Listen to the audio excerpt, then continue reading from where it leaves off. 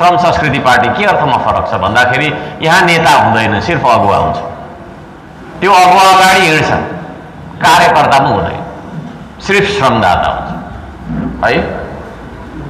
तपाईहरु चाहिँ मेरो कार्यकर्ता, म चाहिँ तपाईको नेता भन्ने होइन, म तपाईको नेता पनि होइन, मेरो झोला पनि छैन है। हर्क साम्पाङको झोली, हर्क साम्पाङ के मेरो झोला छ? झोला छ, म रित्तै आएको मान्छे है। झोला छैन, सिर्फ विचार छ, आह्वान छ, आवाज छ। आवाज चाहिँ छ है, तपाईलाई जगाउने, तपाईलाई बोलाउने, तपाईलाई एक ठाउँमा ल्याएर तपाईलाई देशका लागि काम गराउने आवाज चाहिँ मसँग छ, त्यो विचार छ मसँग है। भोलि तपाईले बोक्नुपर्ने भनेको औजार हो। औजार नचलाउने, माटो नछुने, माटोदेखि टाढा भाग्ने, किसानलाई फोहोरी भन्ने, माटोलाई फोहोर भन्ने है। त्यो माटोबाटै आएको अन्न खाएर चाहिँ ठुल्ठुलो गफ गर्ने, तर त्यो माटोलाई चाहिँ फोहोर भन्ने खालको मान्छेहरू हाम्रो श्रम संस्कृति पार्टीमा आउँदैन। पक्का यो देशलाई उठाइ छाड्ने कसम खाने मान्छेहरू मात्रै आउँछ यो देश, त्यो तपाईको चाहिँ पार्टी। म तपाईहरुलाई सोध्न चाहन्छु, तपाईहरु त्यसरी यो देशलाई उठाउन सक्नुहुन्छ? 3 जना रहेछ, यत्रो धेरैमा सक्नुहुन्छ? हो। अब यहाँ सुन्नुहोस् है, थोरै म राख्छु। अब हामीले श्रम संस्कृति पार्टीलाई अरूभन्दा फरक विभिन्न तरिकाले हामी बनाउँछौँ। हाम्रो पार्टीको है, हाम्रो पार्टीको झण्डा हुँदैन, हाम्रो पार्टीको झण्डा हुँदैन। झण्डा बनाएर तपाईको चाहिँ नि हैन, करोडौं अरबौं रुपैयाँको कपडा च्यातेर हामी झण्डा बनाउँछौँ। त्यो तपाईको कपडाले हामीले गरिब दुखीलाई हैन एक आङ कपडा लुगा सिलाइदिनुपर्छ भन्ने मान्यता राख्नुपर्छ। र अर्को कुरा चाहिँ हामीले आफ्नो झण्डा बनाइसकेपछि त्यो झण्डाको माया धेरै लाग्दो रहेछ राष्ट्रिय झण्डा भन्दा, देशभन्दा धेरै पार्टीप्रतिको हाम्रो भक्तिभाव हुँदो रहेछ। त्यसो भएको कारणले गर्दाखेरि पनि हामी झण्डाविहीन पार्टी बनाउँदैछौँ। तपाईहरुलाई म पार्टीसँग होइन, यो देशसँग जोड्न चाहिरहेको छ आदरणीय दाजुभाइ दिदीबहिनीहरू है। म एउटा माध्यम हो, तपाईँ यो देशसँग जोडिनुपर्छ, माटोसँग तपाईँ सुरुमा श्रमसँग जोडिनुपर्छ।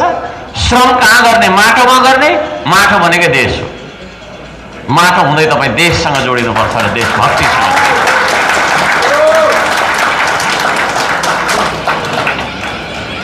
हामीलाई देशको माया लाग्दैन। नेपालीलाई सरदर कस्तो हुन्छ भन्दाखेरि अमेरिकन डिभी पर्यो भने हुन्छ, त्यसो भन्दा कतिको परिराखेको होला, कति फेरि हाम्रै समर्थकहरू पनि छन्, नरिसाउनु होला प्लिज है। यो कुरा सुनेर अब यो कुरा त राम्रै छ। हाम्रो धाउने के छ, कहिले यो देशलाई छोडेर जाउँ? युकेतिर गएर बस्नु भए त, अमेरिका गएर बस्नु भए त, उतै कता अस्ट्रेलिया, कता त्यो पिआर पाएर बस्नु भए त। यस्तोमा को बस्छ यो हिलोमा? यो न ल एन्ड अर्डर न छ, न के छ हैन, दिनदहाडे लुटिने, कुटिने, मारिने, न्याय नपाउने, जब छैन। यस्तो घिनलाग्दो तपाईको चाहिँ अवस्थामा को बस्छ भनेर हामी भाग्ने तर्खरमा छौँ।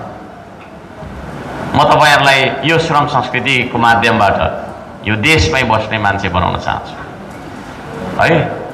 यो देशलाई नै पर्खेर बस्ने बनाउन चाहन्छु। यो त्यहाँसम्मको कुरा छ।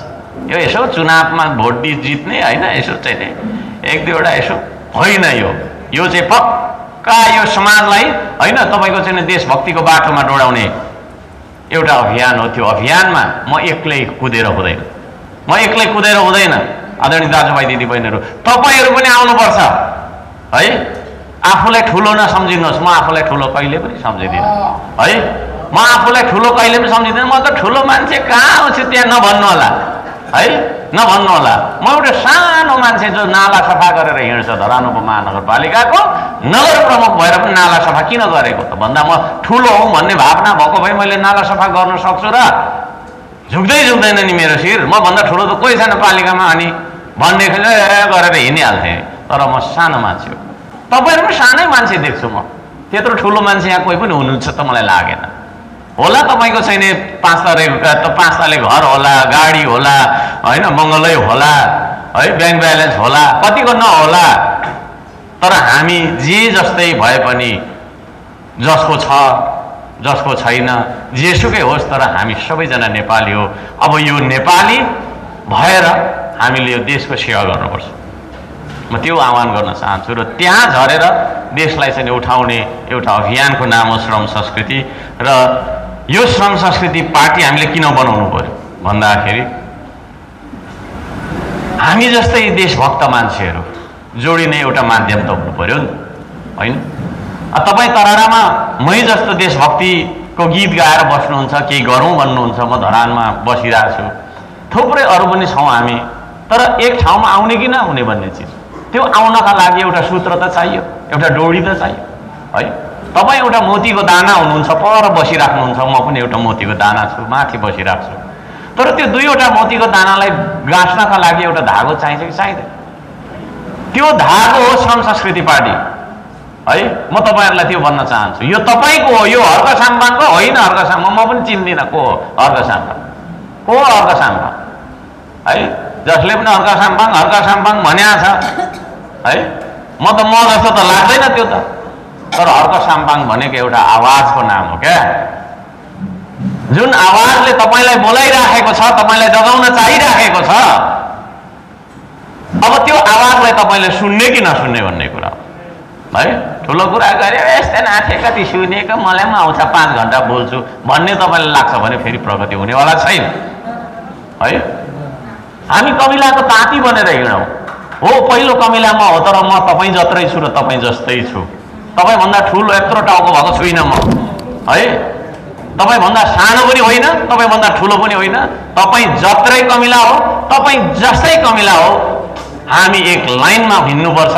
तितर बितर भएर हिँड्यौँ भने हामीले गन्तव्य पहिलाउन सक्दैनौँ। त्यही अल्मलेर हाम्रो जीवन बितिराखेको छ। आजसम्म हाम्रो जीवन बितेकै त्यसरी हो। सबै मान्छे बाठो भइदिने होइन, ठिक छ, हामी सबै बाठै हो, तर एक ठाउँमा आएर देशको लागि काम गरौँ न, लाइनमा लागेर काम गरौँ न, यति भने हो मैले। यहाँ कोही मान्छे लाटा छ भने होइन मैले, होइन? तपाईँलाई मैले 2-4 कुरा सुनाउनु पर्ने, तपाईँले मेरो कुराबाट सिक्नु पर्ने, पढेर जानुपर्ने भन्ने होइन, तर काम चाहिँ सँगै गरौँ त भन्ने मात्रै हो। मेरो आह्वान यो रहेको कुरा म जानकारी गराउन चाहन्छु यहाँ सबैजनालाई। धेरै कुरामा हामी फरक छ। हाम्रो श्रम संस्कृति पार्टीले भोलिको दिनमा बहुमत प्राप्त गर्यो भने छातीमा हात राखेर जन्मभूमिलाई ढोगेर कसम खान्छु, माटो छोएर हामी प्रत्यक्ष कार्यकारीको चुनाव गराउँछौँ। पहिलो सदनमै हामी त्यो पास गर्छौँ। यो देशमा, है, दलतन्त्रदेखि वाक्का दिक्का लागेर पीडित भएको मान्छे हो म, है? कति थुनिए, कति कुटिए पनि, कति तपाईँको तिरस्कृत भए, बहिष्करण भएर बस्नु पनि पर्यो कुनै बेला। यस्तो किन भए त म भन्दाखेरि दलकै दादागिरीले भएको। त्यसो भएको कारणले गर्दाखेरि भोलिको दिनमा हाम्रो श्रम संस्कृति पार्टी जत्रो ठुलै भए पनि हामी दादागिरी देखाउँदैनौँ। प्लिज, हामी दादागिरी देखाउँदैनौँ, है? हामी खरो बोल्छौँ, अन्यायको विरुद्धमा त फेरि खरै बोल्ने हो, तर दादागिरी देखाउनु हुँदैन, दादागिरी देखाउनु हुँदैन।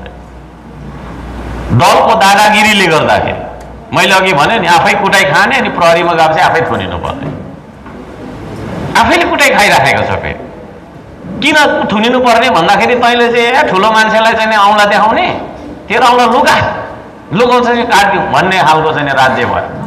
यो सबै दलको कारणले गर्दा भयो।